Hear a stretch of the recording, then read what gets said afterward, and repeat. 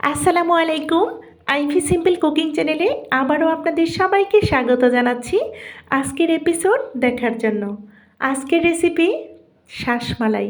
কিভাবে আমরা পাকা তালের আটি থেকে সহজেই বের করে এই সুস্বাদু শাঁসমালাই রেসিপিটি তৈরি করেছি সেটাই শেয়ার করতে যাচ্ছি। আশা করি শুরুতেই লাইক দিয়ে পুরো ভিডিও জুড়ে আমার সঙ্গে থাকবেন।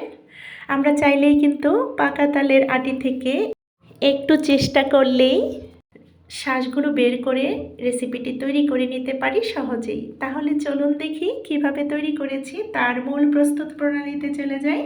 সবার প্রথম দেখতে পাচ্ছেন এখানে পাকা তালের আটিগুলো, আমি যে রস নিয়েছিলাম সেই আটিগুলো আমি সংরক্ষণ করে রেখে দিয়েছিলাম এবং এই রসটা নেওয়ার সময় কিন্তু আমি ভিডিওতে কথা দিয়েছিলাম যে আটি থেকে যে শাঁসের রেসিপিটা আপনাদের সামনে নিয়ে আসবো। আমি আমার কথা রক্ষা করেছি আলহামদুলিল্লাহ।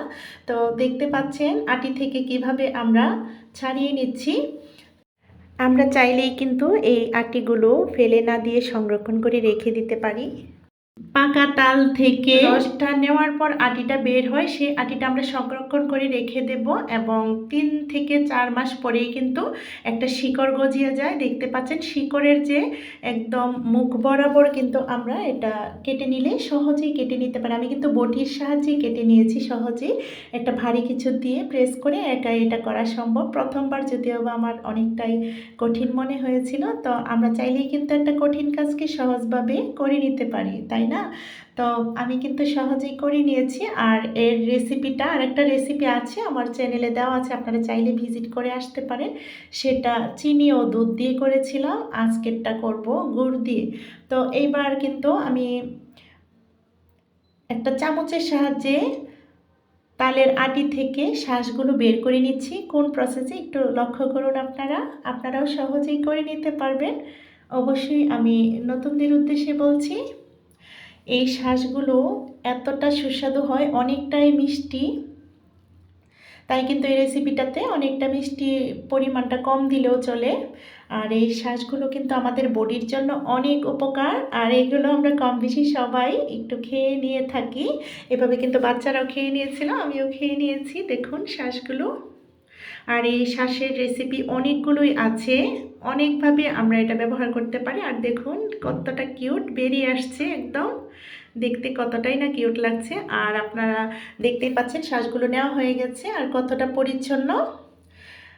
প্রথমবার যখন আমি রেসিপিটা তৈরি করেছিলাম তখন কিন্তু ধুয়ে নিয়েছিলাম, এবার কিন্তু ধোয়ার প্রয়োজন নেই কারণ আমি ভালোভাবে সংরক্ষণ করেছিলাম। আর দেশি গরুর খাঁটি দুধ আমি 1 লিটারকে হাফ লিটার করে নিয়েছি। এখন আমরা এই দুধের মধ্যে দিয়ে দেব শাঁসগুলো, সমস্ত শাঁসগুলো কিন্তু ঢেলে দিয়েছি। আমি কিন্তু ধোয়ার কোনো প্রয়োজন মনে করিনি, তাই ধুইনি, ময়লা ছিল না, আপনারা দেখেই লক্ষ্য করেছেন। ধুইলে হয় কি, এটা পানি পানি ভাব হয়, একটা পানসে ভাব চলে আসে, পারফেক্ট স্বাদটাই কিন্তু নষ্ট হয়ে যায়। তাই আমরা চেষ্টা করব যতদূর সম্ভব পরিচ্ছন্নতা বজায় রাখতে।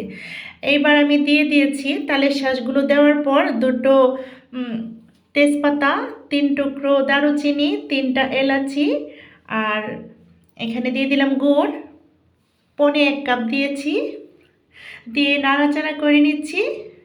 আপনারা চাইলে শুধু চিনি দিয়েও করে নিতে পারেন। তো 1.25 কাপ দিয়েছিলাম, গুড়টা একটু কম হয়েছিল সেজন্য আমি কিন্তু পূরণ করে দিয়েছি চিনি দিয়ে।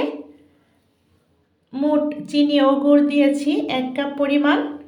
আর স্বাদ মতো লবণ দিয়েছি। আপনারা যদি মিষ্টি খাবারে লবণটা পছন্দ না করেন তাহলে স্কিপ করতে পারেন, তবে আমার কাছে মিষ্টি খাবারে সামান্য একটু লবণ দিলে যেন মনে হয় মুখের টেস্টের ব্যালেন্সটা ঠিক রাখে। এখন দেব কিশমিশ আর নারিকেল কোরানো, আমি এখানে হাফ কাপ পরিমাণ নারিকেল দিয়েছি। আপনারা চাইলে আরও বাড়িয়েও দিতে পারেন, আরও কমিয়েও দিতে পারেন এবং না দিলেও চলবে।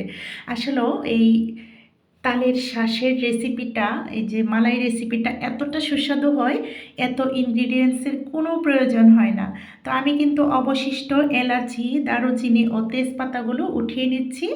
এলাচি, দারচিনি এগুলো দেওয়ার মানে হচ্ছে আমরা একটা সুন্দর একটা সুঘ্রাণ পাওয়ার জন্য। তো সুঘ্রাণটা পেয়ে গেছি, এগুলো মুখে লাগলে আবার বাজে লাগে। এখন দিয়ে দিচ্ছি ঘিয়ে ভাজা চীনাবাদাম। এই চীনাবাদামগুলো দিলে মুখে পড়লে বেশ ভালো লাগে, সেজন্য দিয়ে দিয়েছি। আর আমি যে আবরণটা, লাল আবরণটা রেখে দিয়েছি একটু কালারফুল হওয়ার জন্য। আর লাল আবরণটা যে চীনাবাদামের আমাদের বডির জন্য অনেক উপকার। তো আলহামদুলিল্লাহ তালের শাঁসমালাই রেসিপিটি হয়ে গেছে। এই পর্যায়ে এখন আমি একটা সার্ভিং বলে সার্ভ করে দেখিয়ে দিচ্ছি। দেখুন, আমরা চাইলে কিন্তু এটা ঠান্ডা করে পরিবেশন করে নিতে পারি। আমি আসলে গরম গরমই পরিবেশন করে ফেলেছি। আর মাঝখানে একটা দিয়ে দিলাম গার্নিশিংয়ের জন্য চেরি ফল। ফাইনাল লুকটা দেখুন, দেখতে যতটা না লোভনীয় ছিল, খেতে কিন্তু অনেক গুণ বেশি স্বাদ ছিল।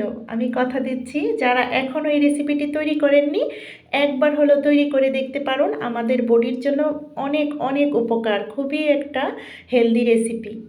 তো এই ধরনের বাঙালিয়ানা টিপস সহকারে সহজ রেসিপি পেতে চাইলে অবশ্যই লাইক কমেন্ট শেয়ার করতে ভুলবেন না। আর নতুন বন্ধুরা এখনও যারা চ্যানেলটাকে সাবস্ক্রাইব করেননি, আপনারা চাইলেই কিন্তু চ্যানেলটাকে সাবস্ক্রাইব করে আমার পাশে থেকে যেতে পারেন এই ধরনের নতুনত্ব সুস্বাদু রেসিপি দেখার জন্য। তো আগামী ভিডিও দেখার আমন্ত্রণ রেখে আজকের মতো ভিডিওটা এখানেই শেষ করব। সবার সুস্বাস্থ্য কামনা করছি। সবাই ভালো থাকবেন, সুস্থ থাকবেন, আমাদের পাশে থাকবেন, আমাদের জন্য দোয়া করবেন। বাড়ির ছোট ও বৃদ্ধদের প্রতি বিশেষ যত্নশীল হবেন। আল্লাহ হাফেজ। আসসালামু আলাইকুম।